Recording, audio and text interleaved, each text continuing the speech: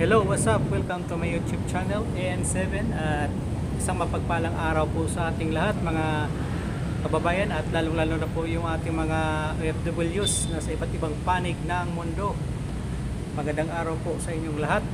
At ito po tayo ngayon ay magbibigay ng update dito sa continuity or ang pagko-construct ng panibagong dugtong po ng Ilog-Pasig Esplanades. Ayan po. Siguro more or less mga 150 meters po ang idinugtong na naman po sa pasyalan. At tuloy-tuloy po ito at puspusan po ang kanilang construction paggawa dito po sa pasyalan. Yan po ay dating atambakan ng basura at sa ngayon ay nilinis at maganda na at gagawing pasyalan. At dito po sa kabilang panig po ay mayroong nakadak na barge, isang malaking barge na may karga na mga concrete post. Yan po, yan ay gagamitin po sa paggawa ng Ilog-Pasig Esplanades. At sa kagandahan po ng pasyalan na to ay talagang maraming maakit sa pagpasyal. Halimbawa, pag gusto nyo mag-jogging, mayroong jogging path at bike lane. So, pagka natapos ito, abutin ng 700 meters ang kabuuan ng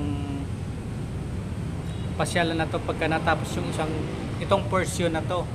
So, bali, aabutin ito lahat ng 25 kilometers stretch ang kabuuan ng Ilog-Pasig River Esplanades pagka nakompleto na o pagka natapos na lahat.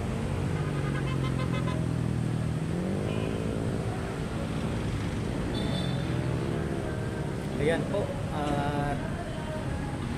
magandang balita po sa lahat dahil sa itong kabilang side, yung Chinatown ay gawing world class at isa ring magiging tourist spot.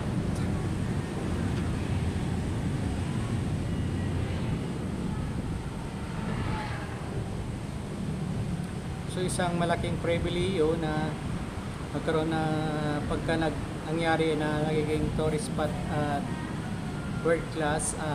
Maraming mga foreigner mga dayuhan na gusto pumasyal.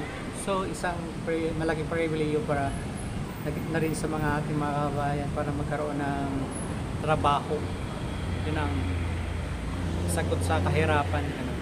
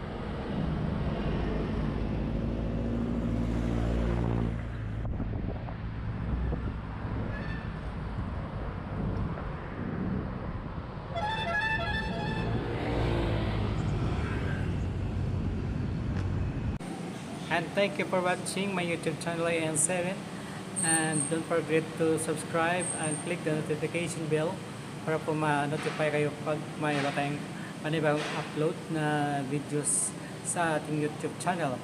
Thank you very much. Thank you. Kamsahamnida.